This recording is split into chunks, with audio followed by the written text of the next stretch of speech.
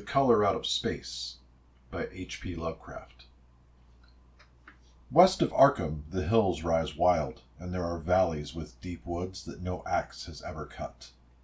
There are dark, narrow glens where the trees slope fantastically, and where thin brooklets trickle without ever having caught the glint of sunlight.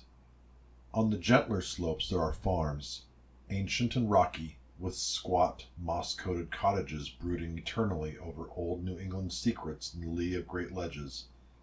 But these are all vacant now, the wide chimneys crumbling and the shingled sides bulging perilously beneath low gambrel roofs. The old folk have gone away, and foreigners do not like to live there.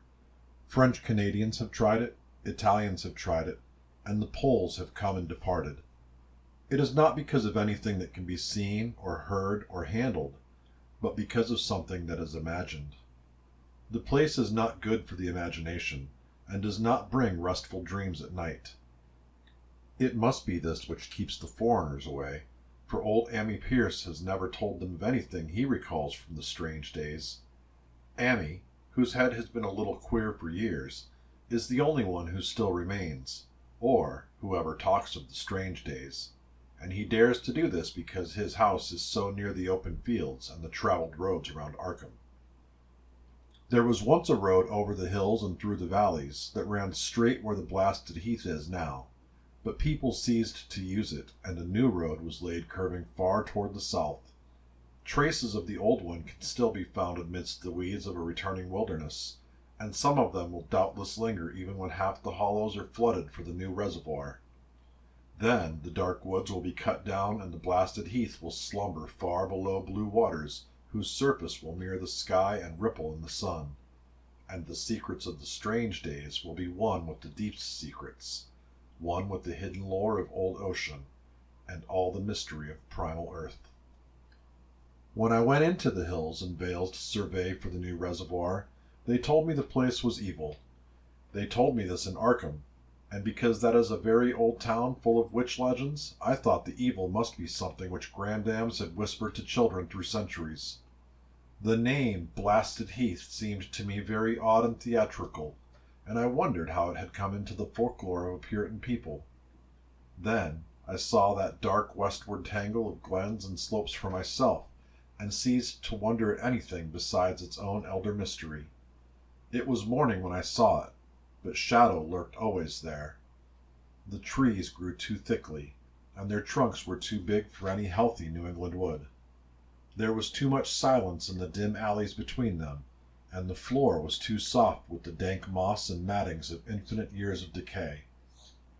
In the open spaces, mostly along the line of the old road, there were little hillside farms, sometimes with all the buildings standing, sometimes with only one or two, and sometimes with only a lone chimney or fast-filling cellar.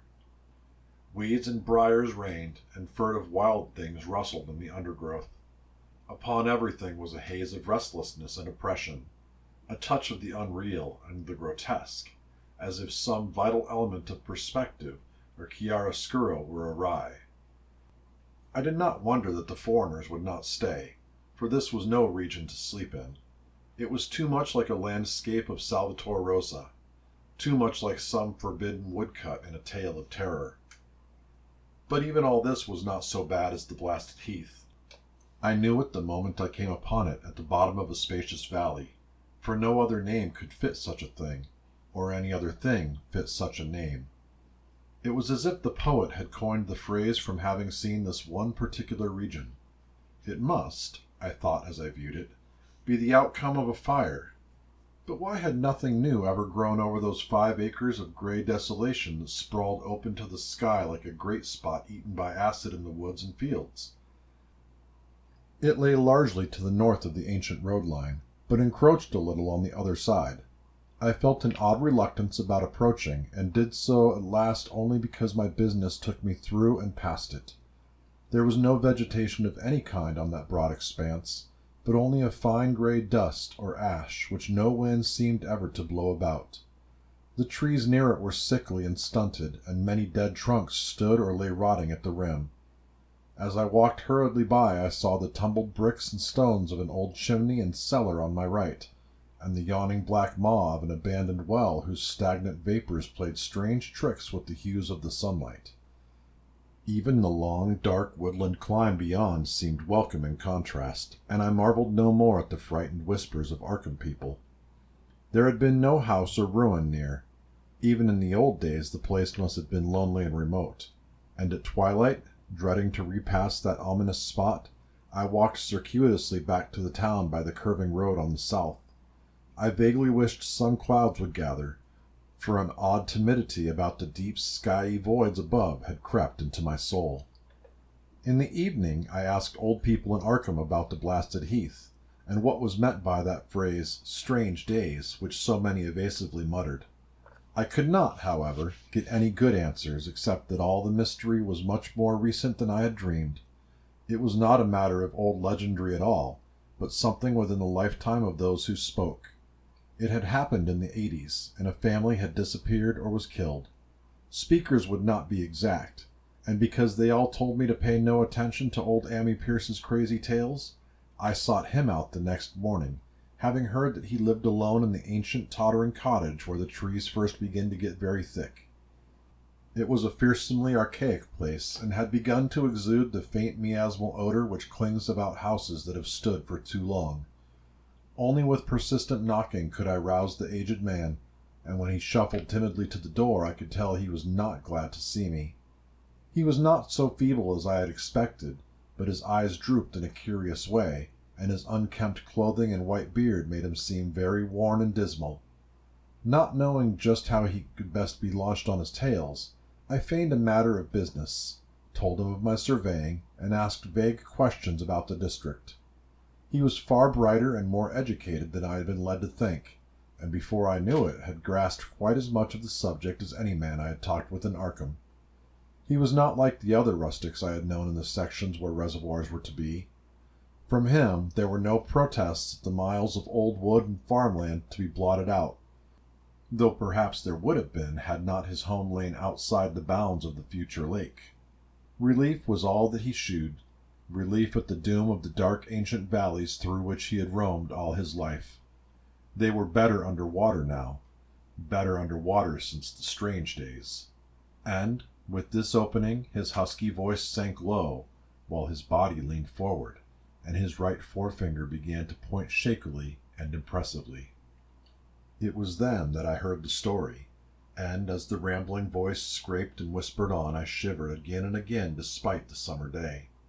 Often I had to recall the speaker from ramblings, piece out scientific points which he knew only by a fading parrot memory of professors' talk, or bridge over gaps where his sense of logic and continuity broke down.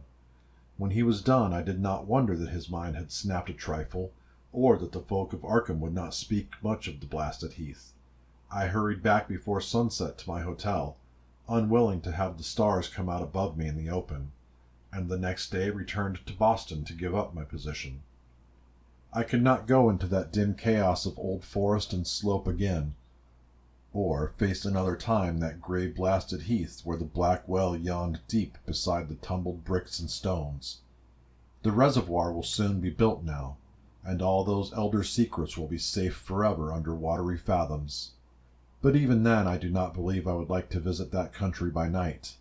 At least, not when the sinister stars are out, and nothing could bribe me to drink the new city water of Arkham. It all began, old Ammi said, with the meteorite. Before that time, there had been no wild legends at all since the witch trials, and even then these western woods were not feared half so much as the small island in the Miskatonic where the devil held court beside a curious stone altar older than the Indians. These were not haunted woods, and their fantastic dusk was never terrible till the strange days. Then there had come that white noontide cloud, that string of explosions in the air, and that pillar of smoke from the valley far in the wood. And by night all Arkham had heard of the great rock that fell out of the sky and bedded itself in the ground beside the well at the Nahum Gardner place. That was the house which had stood where the blasted heath was to come, the trim white Nahum Gardner house amidst its fertile gardens and orchards. Nahum had come to town to tell people about the stone, and had dropped in at Ammi Pierce's house on the way. Ammi was 40 then, and all the queer things were fixed very strongly in his mind. He and his wife had gone with 3 professors from Miskatonic University, who hastened out the next morning to see the weird visitor from unknown stellar space, and had wondered why Nahum had called it so large the day before. It had shrunk, Nahum said, as he pointed out the big brownish mound above the ripped earth and charred grass near the archaic well sweep in his front yard. But the wise man answered that stones do not shrink. Its heat lingered persistently, and Nahum declared that it had glowed faintly in the night. The professors tried it with a geologist's hammer and found it was oddly soft. It was, in truth, so soft as to be almost plastic, and they gouged rather than chipped a specimen to take back to the college for testing. They took it in an old pail borrowed from Nahum's kitchen, for even the small piece refused to grow cool. On the trip back, they stopped at Amy's to rest and seemed thoughtful when Mrs. Pierce remarked that the fragment was growing smaller and burning the bottom of the pail. Truly, it was not large, but perhaps they had taken less than they thought. The day after that, all of this was in June of '82, the professors had trooped out again in a great excitement. As they passed Amy's, they told him what queer things the specimen had done and how it had faded wholly away when they put it in a glass beaker. The beaker had gone too, and the wise men talked of the strange stone's affinity for silicon. It had acted quite unbelievably in that well-ordered laboratory, doing nothing at all and showing no occluded gases when heated on charcoal, being wholly negative in the borax bead, and soon proving itself absolutely non-volatile at any producible temperature, including that of the oxyhydrogen blowpipe. On an anvil it appeared highly malleable, and in the dark its luminosity was very marked.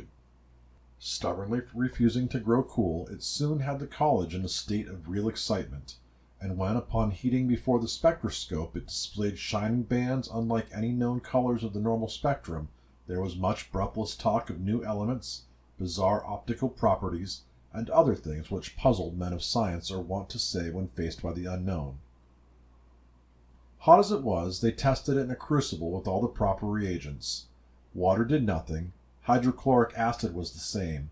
Nitric acid and even aqua regia merely hissed and spattered against its torrid invulnerability. Amy had difficulty in recalling all these things, but recognized some solvents as I mentioned them in the usual order of use. There were ammonia and caustic soda, alcohol and ether, nauseous carbon disulfide, and a dozen others, but although the weight grew steadily less as time passed and the fragment seemed to be slightly cooling, there was no change in the solvents to shew that they had attacked the substance at all. It was a metal, though, beyond a doubt. It was magnetic, for one thing, and after its immersion in the acid solvents there seemed to be faint traces of the Widmanstätten figures found on meteoric iron. When the cooling had grown very considerable, the testing was carried on in glass, and it was in a glass beaker that they left all the chips made of the original fragment during the work. The next morning both chips and beaker were gone without trace, and only a charred spot marked the place on the wooden shelf where they had been. All this the professors told Amy as they paused at his door, and once more he went with them to see the stony messenger from the stars, though this time his wife did not accompany him. It had now most certainly shrunk, and even the sober professors could not doubt the truth of what they saw. All around the dwindling brown lump near the well was a vacant space, except where the earth had caved in, and whereas it had been a good 7 feet across the day before, it was now scarcely 5. It was still hot, and the sages studied its surface curiously as they detached another and larger piece with hammer and chisel. They gouged deeply this time, and as they pried away the smaller mass, they saw that the core of the thing was not quite homogeneous. They had uncovered what seemed to be the side of a large colored globule embedded in the substance.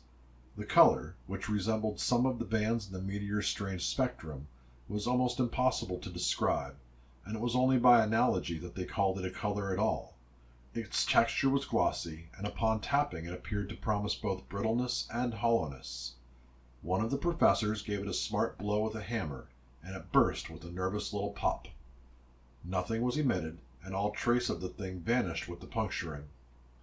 It left behind a hollow spherical space about 3 inches across, and all thought it probable that others would be discovered as the enclosing substance wasted away.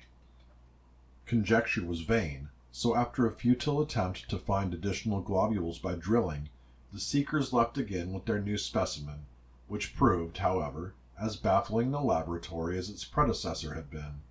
Aside from being almost plastic, having heat, magnetism, and slight luminosity, cooling slightly in powerful acids, possessing an unknown spectrum, wasting away in air, and attacking silicone compounds with mutual destruction as a result, it presented no identifying features whatsoever, and at the end of the tests, the college scientists were forced to own that they could not place it.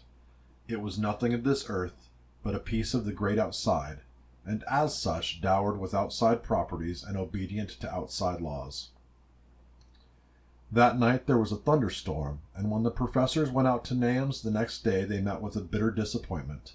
The stone, magnetic as it had been, must have had some peculiar electrical property, for it had drawn the lightning, as Nahum said, with a singular persistence.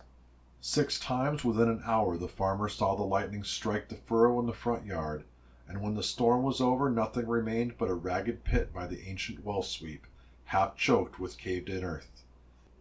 Digging had borne no fruit, and the scientists verified the fact of the utter vanishment. The failure was total, so that nothing was left to do but to go back to the laboratory and test again the disappearing fragment left carefully cased in lead. That fragment lasted a week, at the end of which nothing of value had been learned of it. When it had gone, no residue was left behind, and in time the professors felt scarcely sure that they had indeed seen with waking eyes that cryptic vestige of the fathomless gulfs outside, that lone weird message from other universes and other realms of matter, force, and entity. As was natural, the Arkham papers made much of the incident with its collegiate sponsoring, and sent reporters to talk with Nahum Gardner and his family. At least one Boston daily also sent a scribe, and Nahum quickly became kind of a local celebrity. He was a lean, genial person of about 50, living with his wife and 3 sons on the pleasant farmstead in the valley. He and Amy exchanged visits frequently, as did their wives, and Amy had nothing but praise for him after all these years. He seemed slightly proud of the notice his place had attracted, and talked often of the meteorite in the succeeding weeks. That July and August were hot, and Nahum worked hard at his haying in the 10-acre pasture across Chapman's Brook, his rattling wain wearing deep ruts in the shadowy lanes between. The labor tired him more than it had in other years, and he felt that age was beginning to tell on him. Then fell the time of fruit and harvest. The pears and apples slowly ripened, and Nahum vowed that his orchards were prospering as never before. The fruit was growing to a phenomenal size and unwonted gloss, and in such abundance that extra barrels were ordered to handle the future crop. But with the ripening came sore disappointment, for of all that gorgeous array of specious lusciousness, not one single jot was fit to eat. Into the fine flavor of the pears and apples had crept a stealthy bitterness and sickishness, so that even the smallest of bites induced a lasting disgust. It was the same with the melons and tomatoes, and Nahum sadly saw his entire crop was lost. Quick to connect events, he declared that the meteorite had poisoned the soil, and thanked heaven that most of the other crops were in the upland lot along the road. Winter came early, and was very cold. Amy saw Nahum less often than usual, and observed that he had begun to look worried. The rest of his family, too, seemed to have grown taciturn, and were far from steady in their church-going or their attendance at the various social events of the countryside. For this reserve or melancholy no cause could be found, though all the household confessed now and then to poorer health and a feeling of vague disquiet. Nahum himself gave the most definite statement of anyone when he said he was disturbed about certain footprints in the snow. They were the usual winter prints of red squirrels, white rabbits, and foxes, but the brooding farmer professed to see something not quite right about their nature and arrangement. He was never specific, but appeared to think that they were not as characteristic of the anatomy and habits of squirrels and rabbits and foxes as they ought to be. Amy listened without interest to this talk until one night when he drove past Nahum's house in his sleigh on the way back from Clark's Corners. There had been a moon, and a rabbit had run across the road, and the leaps of that rabbit were longer than either Amy or his horse liked. The latter, indeed, had almost run away when brought up by a firm rein. Thereafter Amy gave Nahum's tales more respect, and wondered why the gardener dogs seemed so cowed and quivering every morning. They had, it developed, nearly lost the spirit to bark. In February, the McGregor boys from Meadow Hill were out shooting woodchucks, and not far from the Gardner place bagged a very peculiar specimen. The proportions of its body seemed slightly altered in a queer way impossible to describe, while its face had taken on an expression which no one ever saw in a woodchuck before. The boys were genuinely frightened and threw the thing away at once, so that only their grotesque tales of it ever reached the people of the countryside. But the shying of the horses near Nahum's house had now become an acknowledged thing, and all the basis for a cycle of whispered legend was fast taking form. People vowed that the snow melted faster around Nahum's than it did anywhere else, and early in March there was an odd discussion in Potter's General Store at Clark's Corners.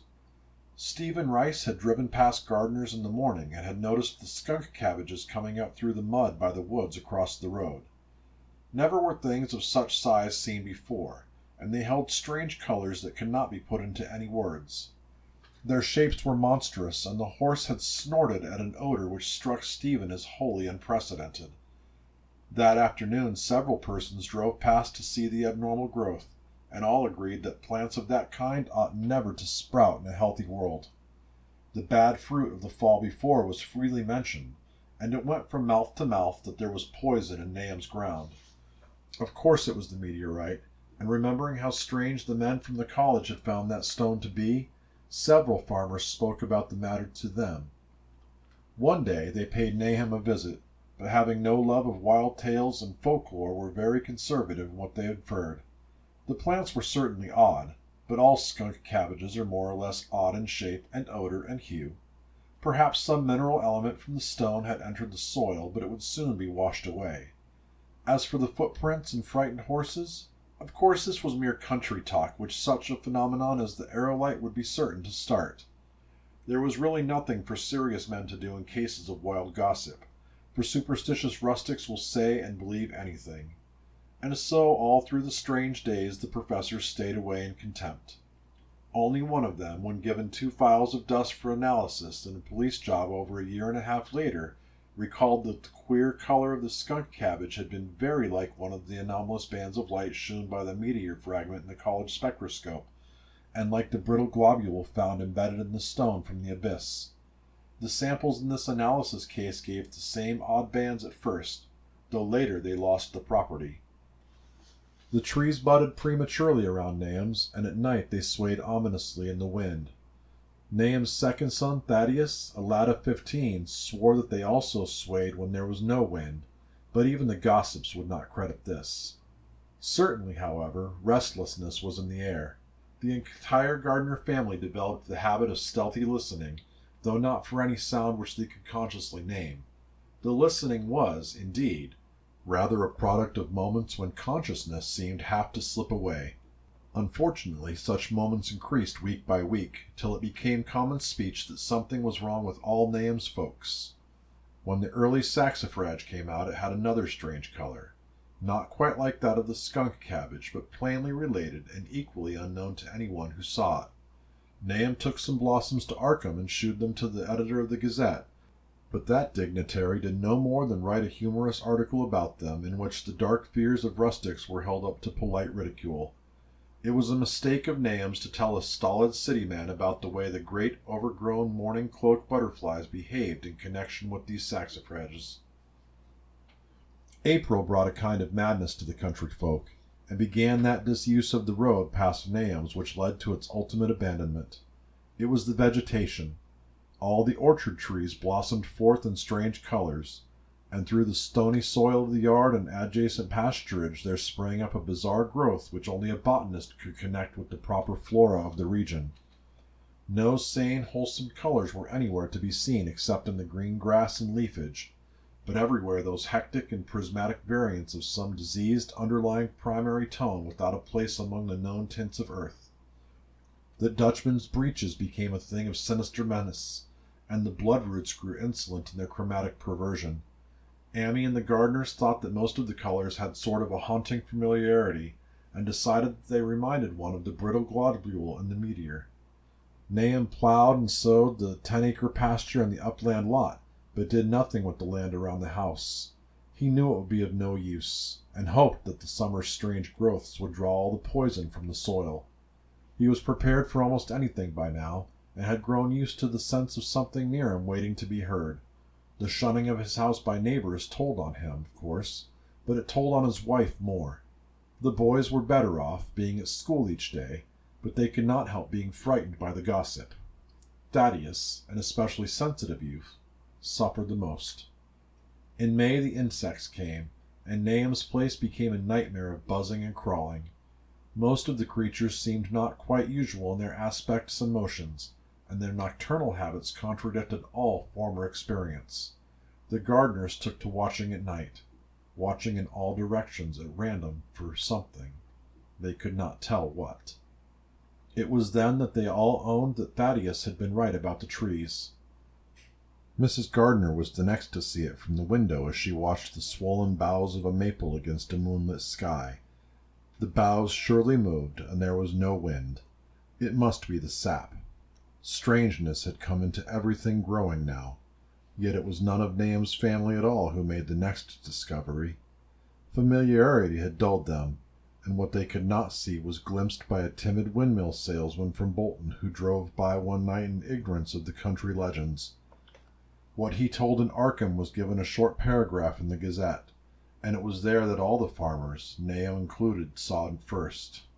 The night had been dark and the buggy lamps faint, but around a farm in the valley which everyone knew from the account must be Nahum's, the darkness had been less thick. A dim, though distinct luminosity seemed to inhere in all the vegetation, grass, leaves, and the blossoms alike, while at one moment a detached piece of the phosphorescence appeared to stir furtively in the yard near the barn. The grass had so far seemed untouched, and the cows were freely pastured in the lot near the house, but toward the end of May the milk began to be bad. Then Nahum had the cows driven to the uplands, after which the trouble ceased. Not long after this the change in the grass and leaves became apparent to the eye. All the verdure was growing gray, and was developing a highly singular quality of brittleness. Ammi was now the only person who ever visited the place, and his visits were becoming fewer and fewer. When school closed, the gardeners were virtually cut off from the world, and sometimes let Ammi do their errands in town. They were failing curiously both physically and mentally, and no one was surprised when the news of Mrs. Gardner's madness stole around. It happened in June, about the anniversary of the meteor's fall, and the poor woman screamed about things in the air which she could not describe.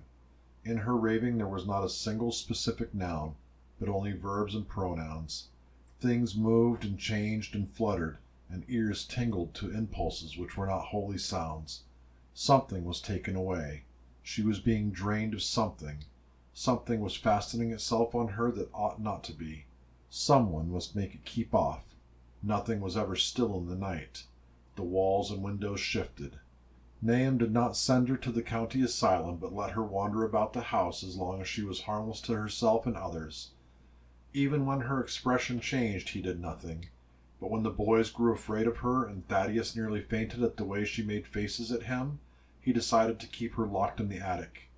By July she had ceased to speak and crawled on all fours, and before that month was over, Nahum got the mad notion that she was slightly luminous in the dark, as he now clearly saw was the case with the nearby vegetation. It was a little before this that the horses stampeded. Something had aroused them in the night, and their neighing and kicking in the stalls had been terrible. There seemed virtually nothing to do to calm them, and when Nahum opened the stable door they all bolted out like frightened woodland deer. It took a week to track all four, and when found they were seen to be quite useless and unmanageable. Something had snapped in their brains, and each one had to be shot for its own good. Nahum borrowed a horse from Ammi for his haying, but found it would not approach the barn. It shied, balked, and whinnied, and in the end he could do nothing but drive it into the yard while the men used their own strength to get the heavy wagon near enough the hayloft for convenient pitching. And all the while the vegetation was turning gray and brittle. Even the flowers whose hues had been so strange were graying now, and the fruit was coming out gray and dwarfed and tasteless. The asters and goldenrod bloomed gray and distorted, and the roses and zinnias and hollyhocks in the front yard were such blasphemous-looking things that Nahum's oldest boy Zenas cut them down. The strangely puffed insects died about that time, even the bees that had left their hives and taken to the woods. By September all the vegetation was fast crumbling to a grayish powder, and Nahum feared that the trees would die before the poison was out of the soil. His wife now had spells of terrific screaming, and he and the boys were in a constant state of nervous tension. They shunned people now, and when school opened the boys did not go. But it was Ammi, on one of his rare visits, who first realized that the well water was no longer good. It had an evil taste that was not exactly fetid, nor exactly salty, and Ammi advised his friend to dig another well on higher ground to use till the soil was good again. Nahum, however, ignored the warning, for he had by that time become calloused to strange and unpleasant things. He and the boys continued to use this tainted supply, drinking it as listlessly and mechanically as they ate their meager and ill-cooked meals and did their thankless and monotonous chores through the aimless days. There was something of stolid resignation about them all, as if they walked half in another world between lines of nameless guards to a certain and familiar doom. Thaddeus went mad in September after a visit to the well. He had gone with a pail and had come back empty-handed, shrieking and waving his arms, and sometimes lapsing into an inane titter or a whisper about the moving colors down there. 2 in one family was pretty bad, but Nahum was very brave about it. He let the boy run about for a week until he began stumbling and hurting himself, and then he shut him in the attic room across the hall from his mother's. The way they screamed at each other from behind their locked doors was very terrible, especially to little Merwin, who fancied they talked in some terrible language that was not of earth. Merwin was getting frightfully imaginative, and his restlessness was worse after the shutting away of the brother who had been his greatest playmate. Almost at the same time the mortality among the livestock commenced. Poultry turned grayish and died very quickly, their meat being found dry and noisome upon cutting. Hogs grew inordinately fat, then suddenly began to undergo loathsome changes which no one could explain. Their meat was of course useless, and Nahum was at his wit's end. No rural veterinary would approach his place, and the city veterinary from Arkham was openly baffled. The swine began growing gray and brittle and falling to pieces before they died, and their eyes and muzzles developed singular alterations. It was very inexplicable, for they had never been fed from the tainted vegetation. Then something struck the cows. Certain areas, or sometimes the whole body, would be uncannily shriveled or compressed, and atrocious collapses or disintegrations were common. In the last stages, and death was always the result, there would be a graying and turning brittle like that which beset the hogs. There could be no question of poison, for all the cases occurred in a locked and undisturbed barn. No bites of prowling things could have brought the virus, for what live beast of earth can pass through solid obstacles? It must only be natural disease, yet what disease could wreak such results was beyond any mind's guessing. When the harvest came, there was not an animal surviving on the place, for the stock and poultry were dead, and the dogs had run away. These dogs, 3 in number, had all vanished one night and were never heard of again. The 5 cats had left some time before, but their going was scarcely noticed, since there now seemed to be no mice, and only Mrs. Gardner had made pets of the graceful felines. On the 19th of October, Nahum staggered into Ammi's house with hideous news. The death had come to poor Thaddeus in his attic room, and it had come in a way which could not be told. Nahum had dug a grave in the railed family plot behind the barn, and had put therein what he found. There could have been nothing from outside, for the small barred window and locked door were intact, but it was much as it had been in the barn. Ammi and his wife consoled the stricken man as best they could, but shuddered as they did so. Stark terror seemed to cling round the Gardners and all they touched, and the very presence of one in the house was a breath from regions unnamed and unnameable. Ammi accompanied Nahum home with the greatest reluctance, and did what he might to calm the hysterical sobbing of little Merwin. Zenas needed no calming. He had come of late to do nothing but stare into space and obey what his father told him, and Ammi thought his fate was very merciful. Now and then Merwin's screams were answered faintly from the attic, and in response to an inquiring look, Nahum said that his wife was getting very feeble. When night approached, Amy managed to get away, for not even friendship could make him stay in that spot when the faint glow of the vegetation began, and the trees may or may not have swayed without wind. It was really lucky for Amy that he was not more imaginative. Even as things were, his mind was bent ever so slightly. But had he been able to connect and reflect upon all the portents around him, he must inevitably have turned a total maniac. In the twilight he hastened home, the screams of the mad woman and the nervous child ringing horribly in his ears. 3 days later, Nahum lurched into Amy's kitchen in the early morning, and in the absence of his host, stammered out a desperate tale once more, while Mrs. Pierce listened in a clutching fright. It was little Merwin this time. He was gone. He had gone out late at night with a lantern and pail for water and had never come back. He'd been going to pieces for days and hardly knew what he was about. Screamed at everything. There had been a frantic shriek from the yard then, but before the father could get to the door, the boy was gone. There was no glow from the lantern he had taken, and of the child himself, no trace. At the time, Nahum thought that the lantern and pail were gone too, but when dawn came and the man had plodded back from his all-night search of the woods and fields, he had found some very curious things near the well. There was a crushed and apparently somewhat melted mass of iron which had certainly been the lantern, while a bent bale and twisted iron hoops beside it, both half fused, seemed to hint at the remnants of the pail. That was all. Nahum was past imagining. Mrs. Pierce was blank, and Amy, when he reached home and heard the tale, could give no guess. Merwin was gone, and there would be no use in telling the people around, who shunned all the gardeners now. No use either in telling the city people at Arkham, who laughed at everything. Thad was gone, and now Merwin was gone. Something was creeping and waiting to be seen and felt and heard. Nahum would go soon, and he wanted Amy to look after his wife and Zenas if they survived him. It must all be in a judgment of some sort, though he could not fancy for what, since he had always walked uprightly in the Lord's ways, so far as he knew. For over 2 weeks Amy saw nothing of Nahum, and then, worried about what might have happened, he overcame his fears and paid the gardener place a visit.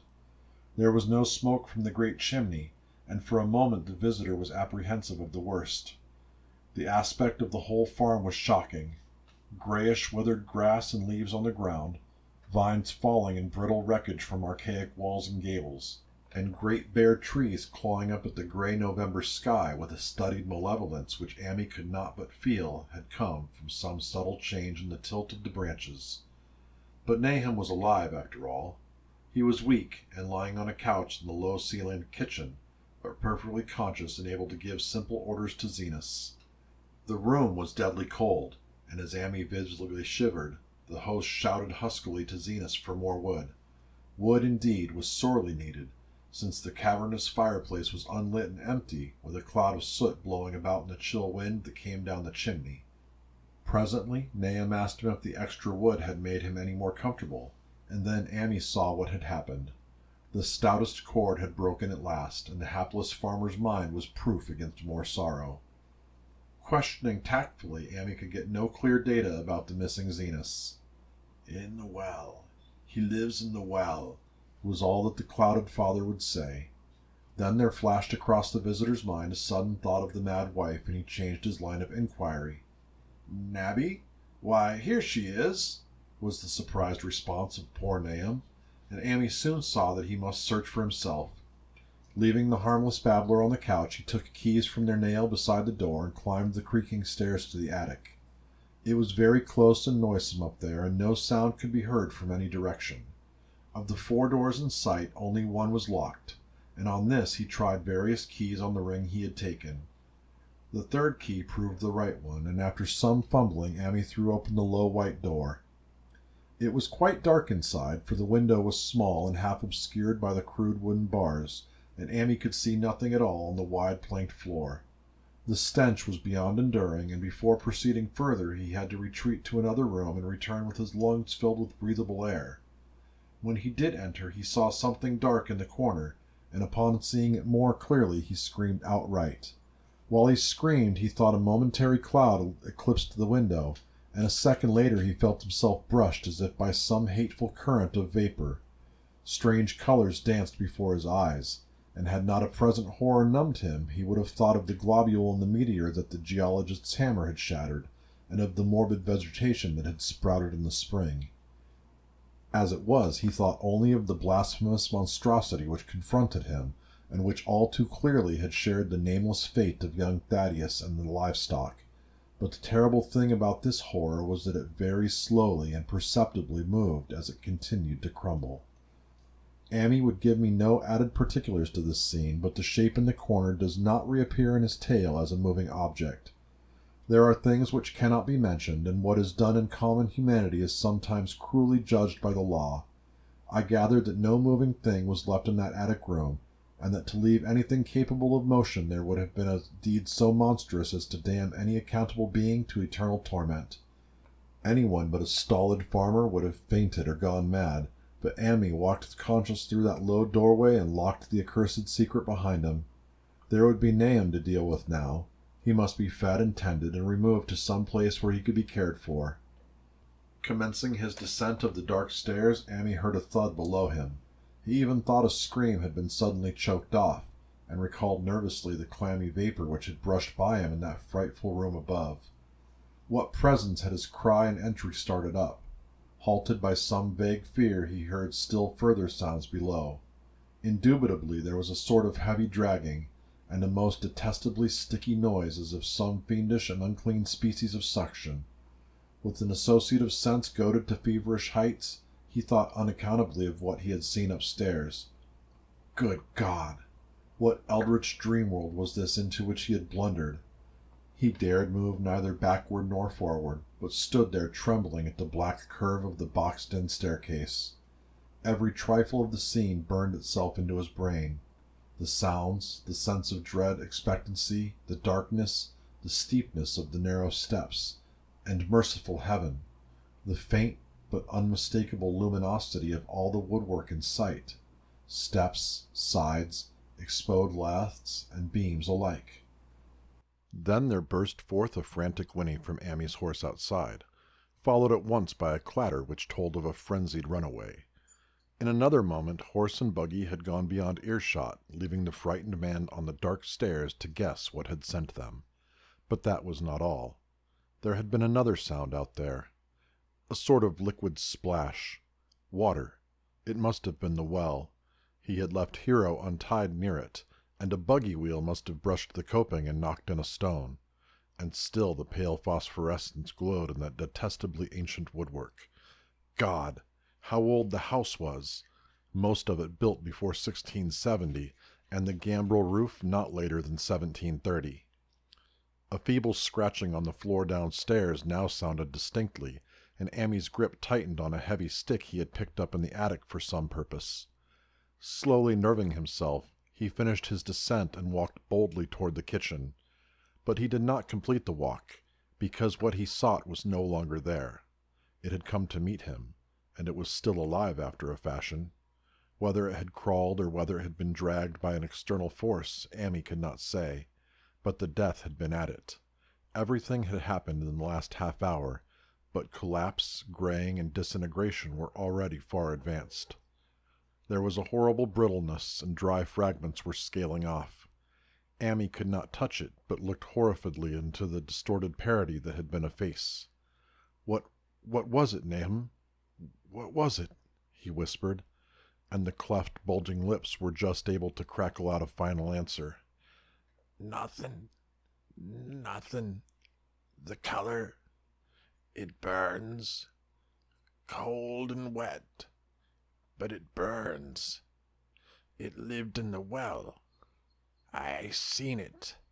A kind of smoke, just like the flowers last spring. The well shone at night. Thad and Murney and Zenas, everything alive, sucking the life out of everything. In that stone. It must have come in that stone. Pisoned the whole place. Don't know what it wants. That round thing the men from the college dug out in the stone. They smashed it.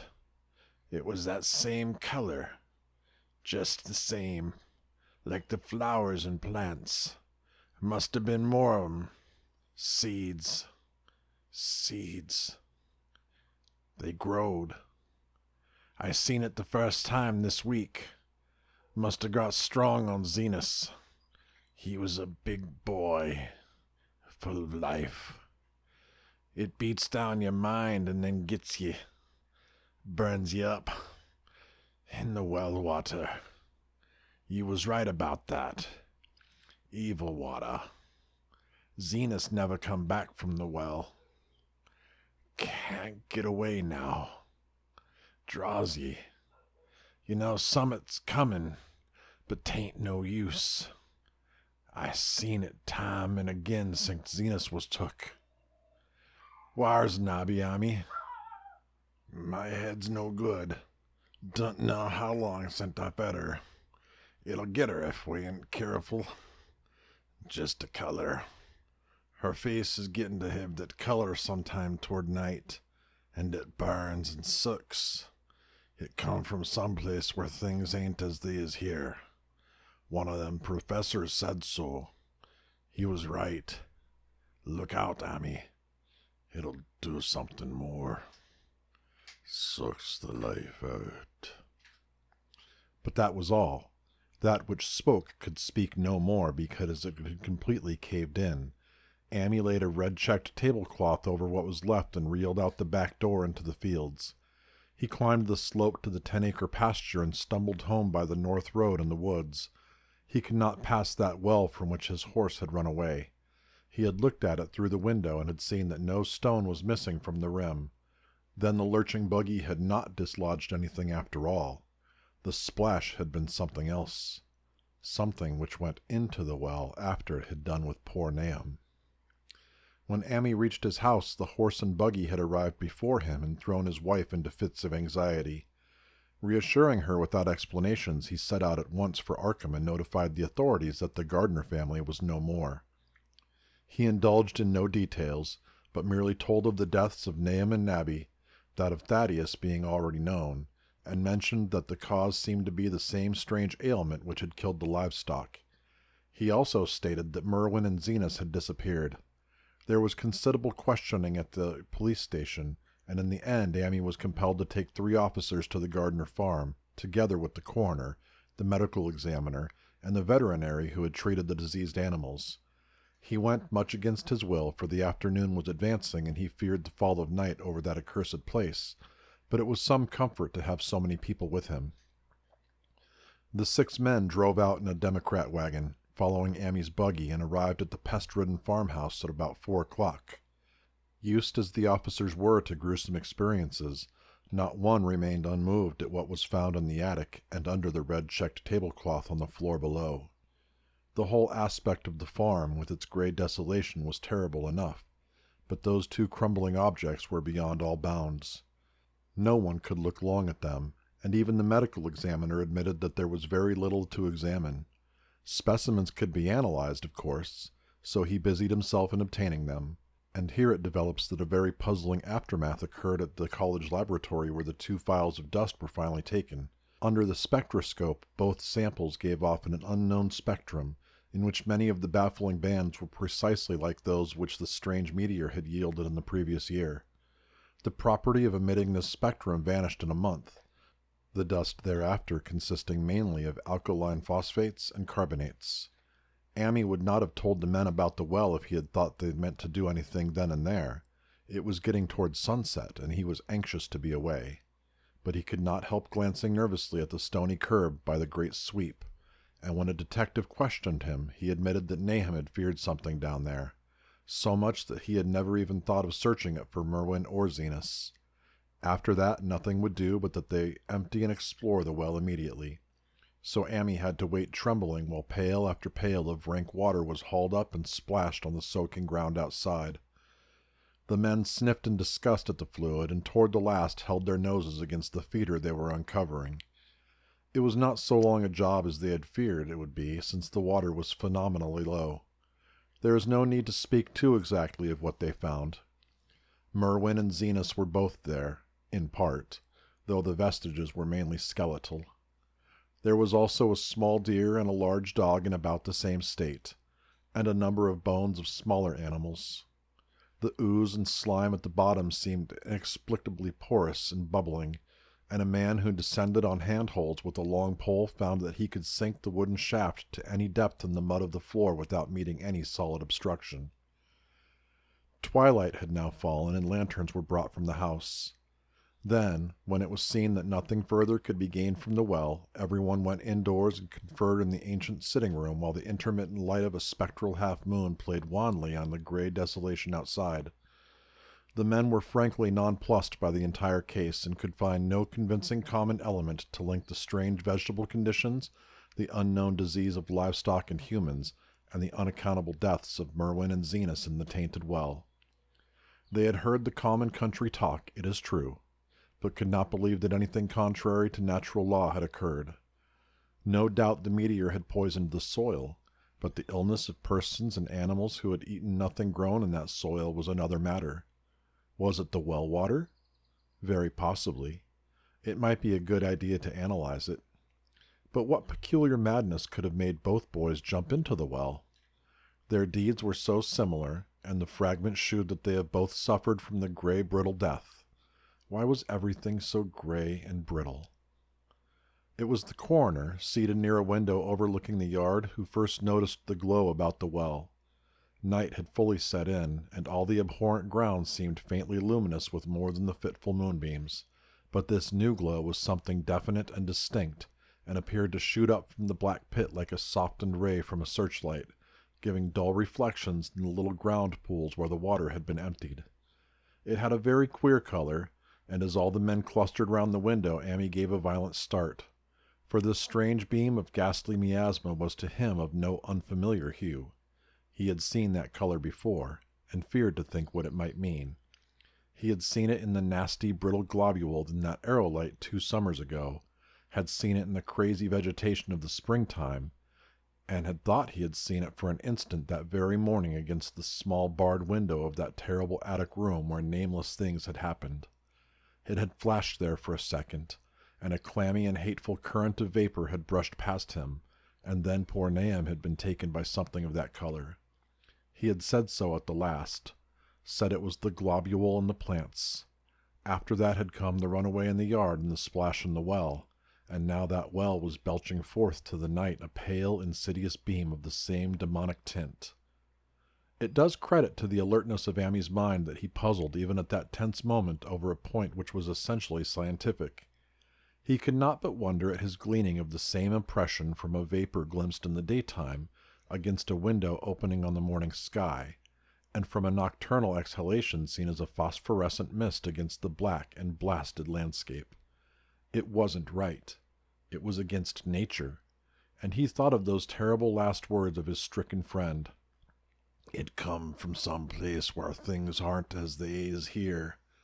One of them professors said so." All 3 horses outside, tied to a pair of shrivelled saplings by the road, were now neighing and pawing frantically. The wagon driver started for the door to do something, but Amy laid a shaky hand on his shoulder. "Don't go out there," he whispered. "They's more to this now than what we know. Nahum said something lived in the well that sucks your life out.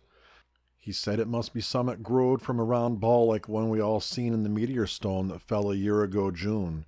Sucks and burns, he said, and is just a cloud of color like that light out there now, that ye can hardly see and can't tell what it is. Nahum thought it feeds on everything living and gets stronger all the time. He said he seen it this last week. It must be something from far away off in the sky like the men from the college last year says that meteor stone was.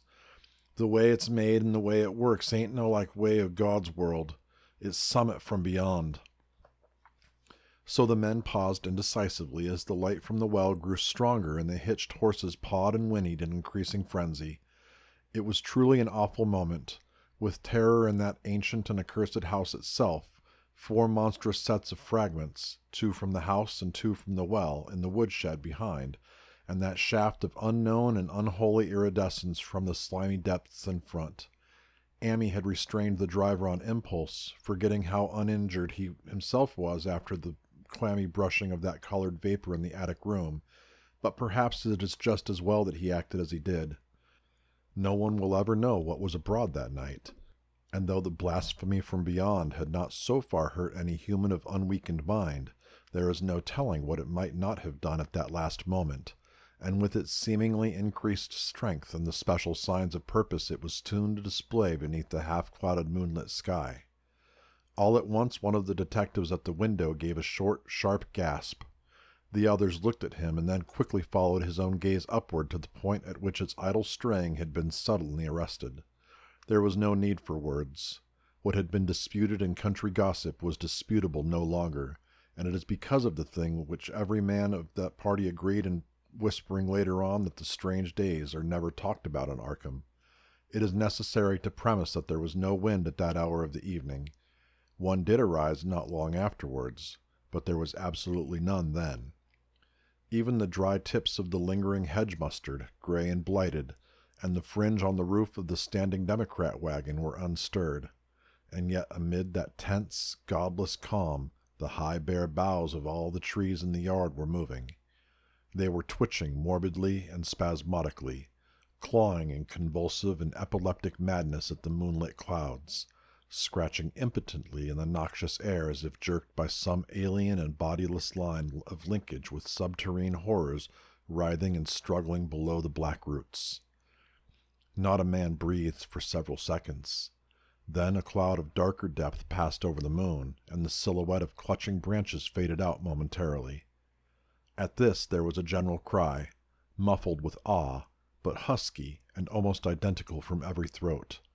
For the terror had not faded with the silhouette, and in a fearsome instant of deeper darkness the watchers saw wriggling at that tree-top height 1,000 tiny points of faint and unhallowed radiance, tipping each bough like the fire of St. Elmo or the flames that came down on the apostles' heads at Pentecost. It was a monstrous constellation of unnatural light, like a glutted swarm of corpse-fed fireflies dancing hellish sarabands over an accursed marsh, and its color was that same nameless intrusion which Amy had come to recognize and dread. All the while the shaft of phosphorescence from the well was getting brighter and brighter, bringing to the minds of the huddled men a sense of doom and abnormality which far outraced any image their conscious minds could form. It was no longer shining out.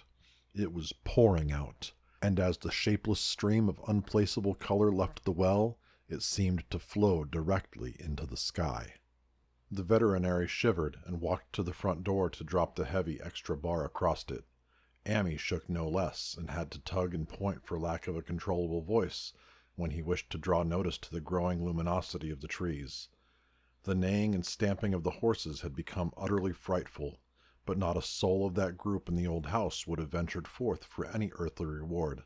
With the moments the shining of the trees increased, while their restless branches seemed to strain more and more toward verticality.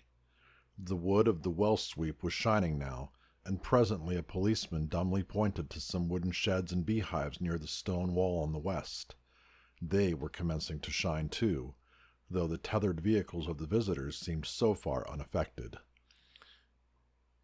Then there was a wild commotion and clopping in the road, and as Amney quenched the lamp for better seeing, they realized that the span of frantic grays had broke their sapling and run off with the Democrat wagon. The shock served to loosen several tongues, and embarrassed whispers were exchanged. "It spreads on everything organic that's been around here," muttered the medical examiner. No one replied, but the man who had been in the well gave a hint that his long pole must have stirred up something intangible. "It was awful," he added. "There was no bottom at all. Just ooze and bubbles and the feeling of something lurking under there." Amy's horse still pawed and screamed deafeningly in the road outside, and nearly drowned its owner's faint quaver as he mumbled his formless reflections. "It come from that stone. It growed down there. It got everything living. It fed itself on them, mind and body. Thad and Murney, Zenas and Nabby. Nahum was the last. They all drunk the water. It got strong on 'em. It come from beyond, where things aren't like they be here. Now it's going home." At this point, as the column of unknown color flared suddenly stronger and began to weave itself into fantastic suggestions of shape which each spectator later described differently, There came from poor tethered hero such a sound as no man before or since ever heard from a horse. Every person in that low-pitched sitting room stopped his ears, and Amy turned away from the window in horror and nausea. Words cannot convey it. When Amy looked out again, the hapless beast lay huddled inert on the moonlit ground between the splintered shafts of the buggy. That was the last of Hero till they buried him the next day. But the present was no time to mourn, for almost at this instant a detective silently called attention to something terrible in the very room with them. In the absence of the lamplight, it was clear that a faint phosphorescence had begun to pervade the entire apartment. It glowed on the broad planked floor and the fragment of rag carpet, and shimmered over the sashes of the small paned windows. It ran up and down the exposed corner posts, coruscated about the shelf and mantel, and infected the very doors and furniture. Each minute saw it strengthen, and at last it was very plain that healthy living things must leave that house. Amy shewed them the back door and the path up through the fields to the 10-acre pasture. They walked and stumbled as in a dream, and did not dare look back till they were far away on the high ground. They were glad of the path, for they could not have gone the front way by that well. It was bad enough passing the glowing barn and sheds, and those shining orchard trees with their gnarled, fiendish contours, but thank heaven the branches did their worst twisting high up. The moon went under some very black clouds as they crossed the rustic bridge over Chapman's Brook, and it was blind groping from there to the open meadows. When they looked back toward the valley and the distant Gardner place at the bottom, they saw a fearsome sight. All the farm was shining with the hideous unknown blend of color. Trees, buildings, and even such grass and herbage as had not been wholly changed to lethal gray brittleness. The boughs were all straining skyward, tipped with tongues of foul flame, and lambent tricklings of the same monstrous fire were creeping about the ridgepoles of the house, barn, and sheds. It was a scene from a vision of Fuseli, and over all the rest reigned that riot of luminous amorphousness, that alien and undimensioned rainbow of cryptic poison from the well, seething, feeling, lapping, reaching, scintillating, straining, and malignly bubbling in its cosmic and unrecognizable chromaticism. Then, without warning, the hideous thing shot vertically up toward the sky like a rocket or meteor, leaving no trail behind and disappearing through a round and curiously regular hole in the clouds before any man could gasp or cry out. No watcher can ever forget that sight, and Amy stared blankly at the stars of Cygnus, Deneb, twinkling above the others where the unknown color had melted into the Milky Way. But his gaze was the next moment called swiftly to earth by the crackling in the valley. It was just that, only a wooden ripping and crackling, not an explosion, as so many others of the party vowed. Yet the outcome was the same, for in one feverish, kaleidoscopic instant there burst up from that doomed and accursed farm a gleamingly eruptive cataclysm of unnatural sparks and substance, blurring the glance of the few who saw it, and sending forth to the zenith a bombarding cloudburst of such colored and fantastic fragments as our universe must needs disown. Through quickly reclosing vapors they followed the great morbidity that had vanished, and in another second they had vanished too. Behind and below was only a darkness to which the men dared not return, and all about was a mounting wind, which seemed to sweep down in black, frore gusts from interstellar space. It shrieked and howled and lashed the fields and distorted woods in a mad cosmic frenzy, till soon the trembling party realized it would be no use waiting for the moon to show what was left down there at Nahum's. Too awed to even hint theories, the 7 shaking men trudged back toward Arkham by the north road. Amy was worse than his fellows, and begged them to see him inside his own kitchen, instead of keeping straight on to town. He did not wish to cross the nighted, wind-whipped woods alone to his home on the main road, for he had had an added shock that the others were spared, and was crushed forever with a brooding fear he dared not even mention for many years to come. As the rest of the watchers on that tempestuous hill had solidly set their faces toward the road, Amy had looked back an instant at the shadowed valley of desolation so lately sheltering his ill-starred friend, and from that stricken, far-away spot he had seen something feebly rise, only to sink down again upon the place from which the great shapeless horror had shot into the sky. It was just a color, but not any color of our earth or heavens. And because Amy recognized that color, and knew that this last faint remnant must still lurk down there in the well, he has never been quite right since. Amy would never go near the place again. It is over a half-century now since the horror happened, but he has never been there, and will be glad when the new reservoir blots it out. I shall be glad too, for I do not like the way the sunlight changed color around the mouth of that abandoned well I passed. I hope the water will always be very deep, but even so, I shall never drink it. I do not think I shall visit the Arkham country hereafter. 3 of the men who had been with Amy returned the next morning to see the ruins by daylight, but there were not any real ruins, only the bricks of the chimney, the stones of the cellar, some mineral and metallic litter here and there, and the rim of that nefandous well. Save for Amy's dead horse, which they towed away and buried, and the buggy which they shortly returned to him, everything that had ever been living had gone. 5 eldritch acres of dusty gray desert remained, nor has anything ever grown there since. To this day it sprawls open to the sky like a great spot eaten by acid in the woods and fields, and the few who have ever dared glimpse it in spite of the rural tales have named it the Blasted Heath. The rural tales are queer. They might be even queerer if city men and college chemists could be interested enough to analyze the water from that disused well, or the gray dust that no wind seems ever to disperse. Botanists, too, ought to study the stunted flora on the borders of that spot, for they might shed light on the country notion that the blight is spreading, little by little, perhaps an inch a year. People say the color of the neighboring herbage is not quite right in the spring, and that wild things leave queer prints in the light winter snow. Snow never seems quite so heavy on the Blasted Heath as it is elsewhere.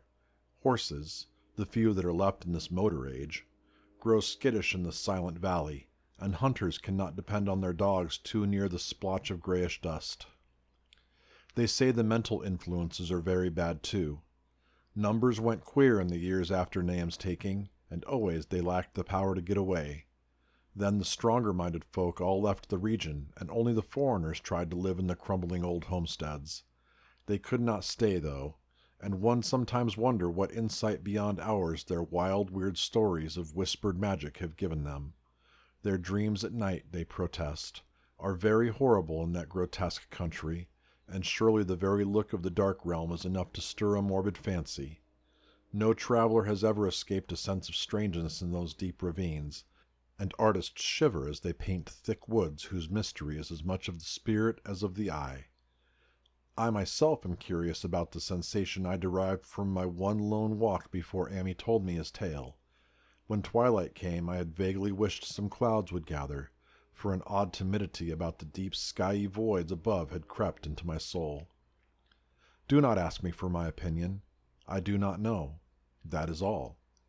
There was no one but Amy to question, for Arkham people will not talk about the strange days, and all 3 professors who saw the aerolite and its colored globule are dead. There were other globules. Depend on that. One must have fed itself and escaped, and probably there was another which was too late. No doubt it is still down the well. I know there was something wrong with the sunlight I saw above that miasmal brink. The rustics say the blight creeps an inch a year, so perhaps there is a kind of growth or nourishment even now. But whatever demon hatchling is there, it must be tethered to something, or else it would quickly spread. Is it fastened to the roots of those trees that claw the air? One of the current Arkham tales is about fat oaks that shine and move as they ought not to do at night.